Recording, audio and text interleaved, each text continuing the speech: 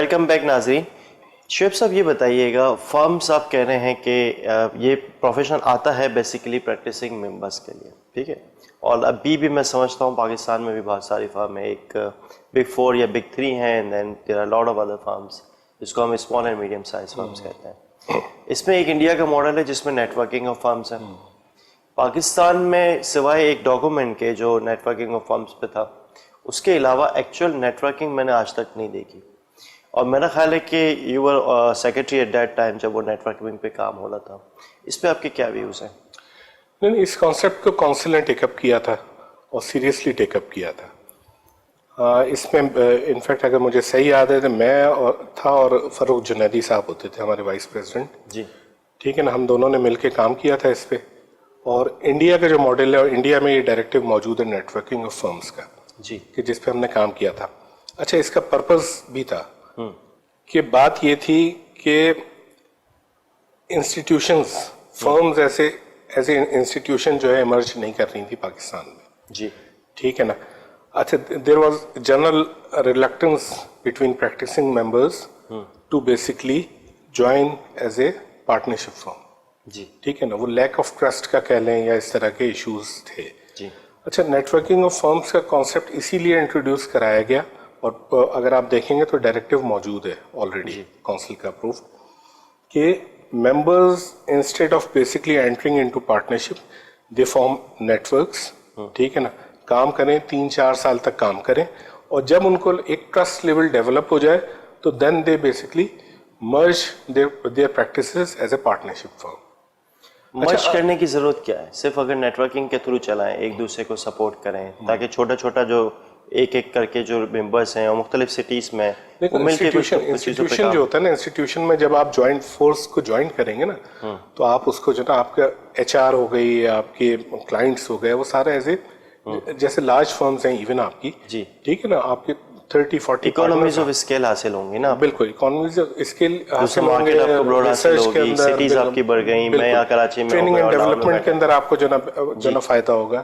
تو یہ آفیسز کے اندر آپ کا ابھی کراچی کے اندر 2 فرمز اپنا آفس لے کے بیٹھی ہیں. ٹھیک ہے نا, اگر ایز اے پارٹنرشپ فرم آپ آپریٹ کرتے ہیں تو آپ آفس کو بھی جو نا کمبائنڈ آفس کے ساتھ بھی کام کر سکتے ہیں. لیکن انفارچونیٹلی, اچھا انفیکٹ جب یہ ڈائریکٹیو اپروو ہو گیا تو ہم نے کراچی, لاہور, اسلام آباد میں ایڈوکیسی سیشنز بھی کیے, کہ جہاں ممبرس کو بیسکلی کوشش کیا پرسویٹ کرنے کے کہ اس کے بینیفٹس, یہ نیٹ ورکنگ آف فرمز ہے کیا اور اس کے بینیفٹس کیا ہیں. لیکن انفارچونیٹلی یہ پاکستان میں بالکل جو نا شاید آج تک ایک فرم بھی ایسی نہیں ہے, یا انفیکٹ نیٹ ورک ایسا نہیں ہے جو رجسٹر ہوا ہوا آئی کیپ سے. میرا یہ خیال ہے کہ لوگوں کو پتہ ہی نہیں ہے اور کیا بینیفٹس ہیں, کیونکہ آپ نے اس وقت کوشش کی ہوگی, میں اس کو وہ نہیں کر رہا ہوں, لیکن آج کے دور میں 21 میں بیٹھا ہوں, میں آپ سے پوچھ رہا ہوں تو آئی ایم آلسو سرپرائز کہ یہ اس طرح سے کام ہوا تھا اور ایڈوکیسی ہوئی تھی. تو آئی تھنک اس کو تو دوبارہ سے ری مارکیٹ کرنے کی ضرورت ہے, بالکل ریوائیو کرنے کی ضرورت ہے, اور میرے خیال سے کونسل کے لیول کے اوپر جو ہے اس کو ٹیک اپ کیا جائے. اور اگر اس میں فائدہ ممبرس کا ہی ہے تو وہ کیوں نہیں آئے گا اس میں؟ اگر فائدہ اسی کو ہونا ہے نا, پریکٹسنگ ممبر. بیوٹی یہ تھی کہ فائدہ تو ڈیفینیٹلی تھا, اس کا نقصان کوئی نہیں تھا. تو پھر تو اور اچھا ہے. ٹھیک ہے نا, اس لیے کہ میں اور آپ جو نا 2 فرمز لے کے بیٹھے, آپ اپنا کام کریں گے, میں اپنا کام کروں گا, اور جتنا بھی ہم آپریٹ کریں گے وہ ریفرل پریکٹس کا ایک کانسیپٹ ہوتا ہے کہ جس میں میرے پاس ایکسپرٹیز آڈٹ کی ہے. ٹھیک ہے, آپ آڈٹ ریلیٹڈ مجھے ریفر کریں گے, آپ کی ایکسپرٹیز ٹیکس کی ہے, ٹیکس ریلیٹڈ میں آپ کو ریفر کر رہا ہوں, اور باقاعدہ لیگلی یہ کام ہو رہا ہوگا, کوئی چیلنج بھی نہیں کر سکتا اس کو. ٹھیک ہے نا, تو اس کو کانسیپٹ کو ریوائیو کرنے کی شاید ضرورت ہے. وہ آپ کی بات ٹھیک ہے کہ اب تو شاید 9-10 سال کے بعد تو سب بھول بھال گئے ہوں گے. ایون جو نئے ممبرز آتے ہیں, تو کیا نئے ممبرز کو جو پریکٹسنگ آتے ہیں ان کو ہم دیتے ہیں کہ یہ نیٹ ورکنگ ہے, یہ فلاں فرمز نیٹ ورکنگ کے لیے؟ نئے فرم کو تو ہم ریڈ بک دیتے ہیں, ریڈ بک کے اندر کسی صفحہ نمبر 356 پہ شاید یہ کوئی ڈائریکٹیو جو ہے نا لگا ہوگا, لیکن ظاہر نیا ممبر جو ہے نا وہ نارملی پڑھتا نہیں ہے اتنا ڈیٹیل میں جا کے. اچھا, یہ بتائیے گا, انٹرنیشنلی چاہے وہ کے پی ایم جی ہو, ڈیلائٹ ہو, پی ڈبلیو سی ہو, یہ سب ایڈورٹائزنگ کرتے ہیں. ایون آپ کو بہت سارے کرکٹ میچ میں پیچھے نظر آ جائے گا. آپ لنڈن میں ہیدرو ایئرپورٹ پہ اتریں تو وہاں پہ آپ کو نظر آتے ہیں فرمز کے اشتہارات. تو اسی پروفیشن میں رہتے ہوئے, اسی آئی فیک کے guideline code of ethics کو فالو کرتے ہوئے دنیا بھر میں ایڈورٹیزمنٹ ہو رہی ہے, پاکستان میں ایڈورٹیزمنٹ کیوں نہیں ہو رہی؟ اچھا, پاکستان میں اس لیے نہیں ہو رہی کہ پاکستان میں जो रिस्ट्रिक्शन है वो लॉ के अंदर है, ठीक है ना। आप शेड्यूल 1 शेड्यूल 2 में अगर आप देखेंगे ना तो वो मार्केटिंग जो है ना आप नहीं कर सकते इस तरह से। विच शेड्यूल 1 2? सी ऑर्डिनेंस। सी ऑर्डिनेंस। तो हमने अपने रिस्ट्रिक्शन डाली हुई है। रिस्ट्रिक्शन डाली हुई है, बट इसको रिवाइव करने की जरूरत नहीं है। रिवाइव करने की डेफिनेटली ज़रूरत है, लेकिन अगर आप सी ऑर्डिनेंस का देखें 15-16 साल तो हो गए। जितनी भी इस दौरान में काउंसिल्स आई हैं उन्होंने सीरियसली परसू किया है, रिविजन्स भी और गवर्नमेंट के साथ भी, लेकिन अनफॉर्चुनेटली जो है ना ये कभी भी जो है ना नहीं, लेकिन आपने रिवाइज वर्जन में डाला है कि मार्केटिंग राइट्स होंगे, ये मुझे चेक करना पड़ेगा, लेकिन ये इसके ऊपर बहरहाल जो है ना इसके अंदर टू सम एक्सटेंट जो है ना रिवीजन जो है ना उसमें शामिल थी। ओके अच्छा, व्हाई इज इट, ये आपने चूंकि ऑर्डिनेंस की बात की तो नॉर्थ साउथ, ठीक है 1961 में जब ऑर्डिनेंस बनाया था उस वक्त शायद ज़रूरत थी हमें नॉर्थ साउथ की, उस वक्त शायद ये रिस्ट्रिक्ट करने की ज़रूरत भी थी मार्केटिंग पे, एडवर्टाइजिंग पे। अब हम 60 साल आगे गुजर चुके हैं ना, 2021 में बैठे हुए हैं, अभी भी क्या हमें ये नॉर्थ साउथ या जोन ए जोन बी यही होना चाहिए? क्या डायनामिक्स चेंज नहीं हो गए? डायनामिक्स चेंज हो गई है। एक ज़माने में, उस ज़माने 10-12 साल इवन पीछे भी चले जाएं तो आप देखें तो डोमिनेंट जो रीजन था सीए प्रोफेशन के लिए वो साउथ था, ठीक है। अब जहाँ तक मुझे नंबर्स का पता है ऑलमोस्ट जो है ना नॉर्थ साउथ के अंदर नंबर ऑफ मेंबर्स तो इक्वल हो गए, ठीक है। शायद साउथ 55% है, नॉर्थ 45%, तो डायनामिक्स तो कम्प्लीटली चेंज हो रही है इसकी। अच्छा, जो लॉ भी अगर आप देखें 61 में तो वो बेसिकली जो इंडियन लॉ था उसी को जो है ना से इंस्पायर होके, बल्कि कुछ जगहों पे आप जाके देखेंगे ना तो वर्डिंग भी इवन जो है ना आपको सेम मिलेगी। प्रॉब्लम ये कि वो हमारे यहाँ जो प्रोसेस है, ठीक है ना, लॉ को अमेंड करने का, वो इतना कम्बरसम है कि उसके अंदर सक्सेस नहीं हो रही। वो आपकी बात सही है कि अब इसको जो ना होलिस्टिकली देख लेना चाहिए, ठीक है। और ये नॉर्थ साउथ का कॉन्सेप्ट आगे किस तरह से जो है ना ये इलेक्शन के पर्सपेक्टिव में लेके चलना है, इस पे बात होनी चाहिए।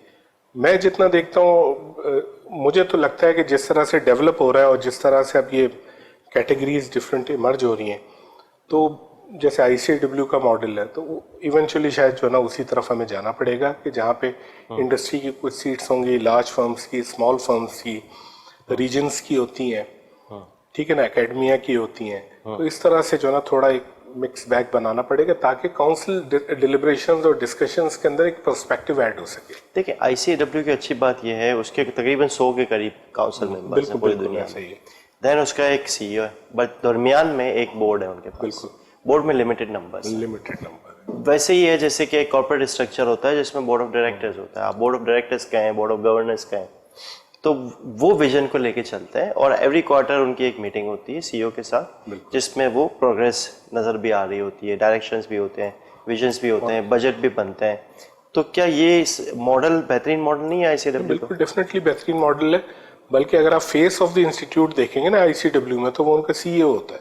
ट्रू, ठीक है ना, ABCDEF नहीं होते, वो सीईओ आप जैसे कॉर्पोरेट वर्ल्ड में होता है, फेस जो होगा वो सीईओ होगा, ठीक है। फाइनेंशियल मैटर्स के अंदर CFO होगा, ट्रू, ठीक है ना। तो वो जो गवर्नेंस स्ट्रक्चर है कॉर्पोरेट्स के अंदर मोर और लेस उसी को फॉलो कर रहे हैं। और बिल्कुल इसी तरह जो विद इन द ऑर्गेनाइजेशन लोग हैं वो सब सीईओ को रिपोर्टेबल होंगे ना।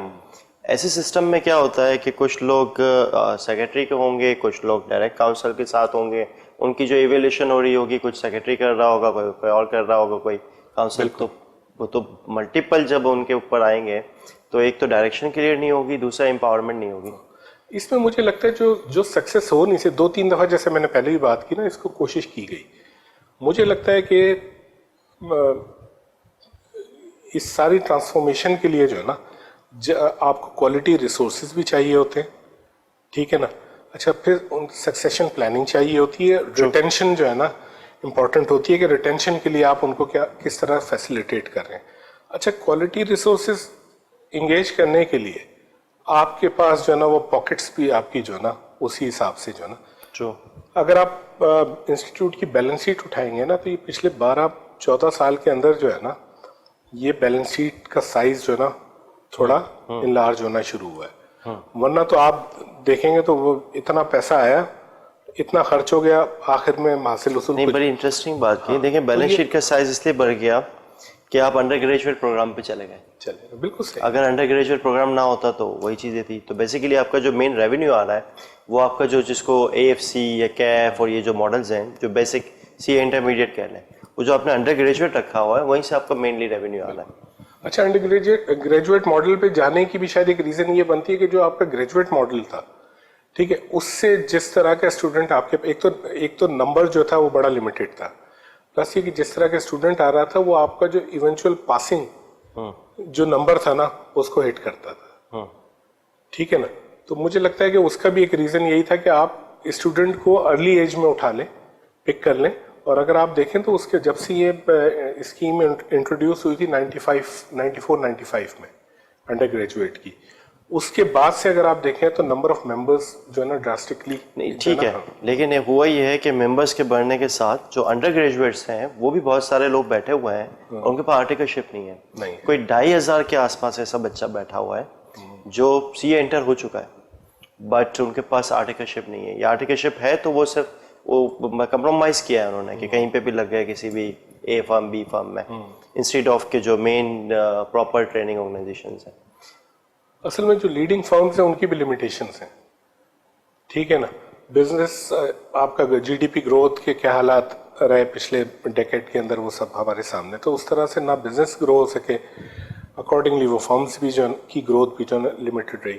پھر مجھے لگتا ہے کہ یہ جب اسٹائپنڈ انکریز ہوا تھا نا تو اس کے بعد بھی تھوڑا سا جو نمبر آف ٹریننگز کی انڈکشن تھی لیڈنگ فرمز کے اندر, مجھے لگتا ہے اس کے اندر بھی تھوڑا سا جو ہے نا کیپنگ کا کانسیپٹ جو ہے نا انٹروڈیوس ہوا تھا, ٹھیک ہے نا. تو یہ سارے بیسکلی یہ ڈفرینٹ جو ہے نا وہ آپ کے ایشوز ہیں جو یہ ساری چیزوں کو افیکٹ کر رہے ہوتے ہیں. ٹھیک ہے, اچھا تھوڑا سا مجھے بتائیے گا, ہم نے بہت ساری باتیں کر لی پاسٹ کے حوالے سے, واٹ اباؤٹ دا فیوچر. اگر میں 10 years down the road, 15 years down the road دیکھتا ہوں, آلریڈی ہم ڈیجیٹل دنیا میں جا چکے ہیں اور بڑی تیزی سے چیزیں چینج ہو رہی ہیں, ٹھیک ہے. آپ کی میں نے جب اسٹارٹ کیا تھا یہ پروفیشن تو یہ کاغذ پہ تھا, یہ پروفیشن ہم آڈٹ پیپرز بناتے تھے, دین آہستہ آہستہ ہم پھر ورکنگ پیپرز آٹومیٹ کمپیوٹر اس پہ گئے, دین اس کے بعد ERP آ گئے آرگنائزیشنس میں.